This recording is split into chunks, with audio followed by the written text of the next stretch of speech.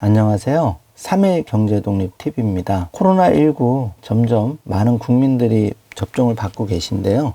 저도 접종에 관심이 많고 50대이기 때문에 8월 초로 접종이 예정이 되어 있는데요.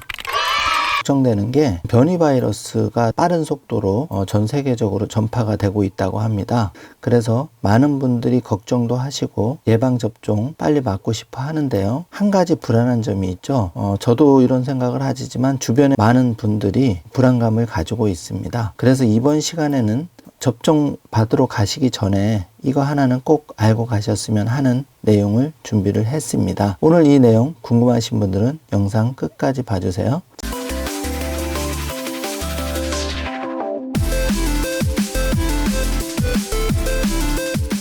자, 그럼 바로 시작하겠습니다. 접종을 맞으러 가기 전에 이 내용을 알고 가면 그나마 마음이 좀 편안한데요. 바로 코로나19 백신 예방접종 부작용도 있습니다. 그래서 이런 경우에 국가에서 보상하는 제도가 있는데요. 그 내용과 함께 코로나 예방접종 후에 안전수칙에 대해서도 한 번 더 알아보도록 하겠습니다. 먼저 신문자를 좀 살펴보면요. 화이자 백신은 델타 변이 관련 효능이 90% 이상이라고 하는데요. 그만큼 현재로서는 빠른 백신 예방접종이 변이 바이러스에 대해서 가장 빠르게 대응하는 방법이 아닐까 생각이 듭니다. 델타 변이의 빠른 확산에 따라서 국내에서도 유입 초기 단계라고 하고요. 예방접종 속도가 빨랐던 영국과 이스라엘도 다시 한번 고삐를 조이고 있다고 합니다. 예방접종 후에도 마스크 착용 등 안전수칙을 계속 긴장을 풀지 말고 해야 될 것 같습니다. 우리나라도 다음 달 거리두기 완화를 두고 많은 우려의 목소리도 나오고 있는데요. 메르켈 총리 같은 경우도 델타 변이 때문에 코로나19가 아직 안 끝났다, 이렇게 경계 인터뷰를 하고 있는 모습입니다. 본격적으로 코로나19 예방접종 피해에 대한 국가 보상 제도를 자세히 알아보겠습니다.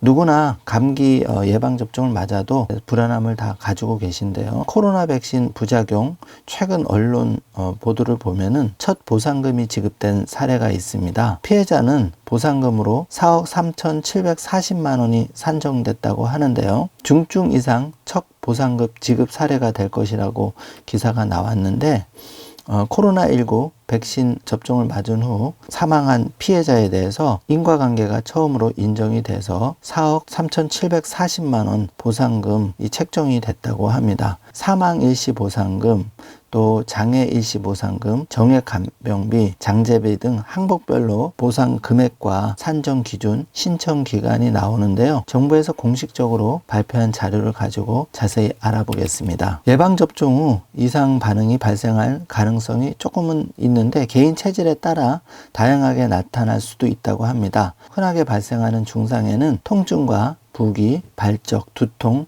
발열, 근육통, 메스꺼움, 피로감 등이 있는데요. 코로나19 예방접종 후 이상 반응이 생겼을 경우 보상을 받을 수 있습니다. 예방접종을 받은 사람, 예방치료의약품을 투여받은 사람이 그 예방접종 후에 예방치료의약품으로 인하여 질병에 걸리거나 장애인이 되거나 사망하였을 때는 대통령령으로 정하는 기준과 절차에 따라서 보상을 받을 수 있다고 되어 있는데요. 진료비는 영양제 수액, 물리치료 등 항목은 피해보상 지급 대상에서 제외가 됩니다. 간병비의 경우에는 입원 치료의 경우에 한정해서 1일당 5만 원이 지원이 되고요. 장애인이 된 사람에 대한 일시보상금이 있습니다. 사망한 사람에 대한 일시보상금은 사망 당시에 최저임금법에 따른 월 최저금액의 240을 곱한 금액에 상당하는 금액을 보상받을 수가 있습니다.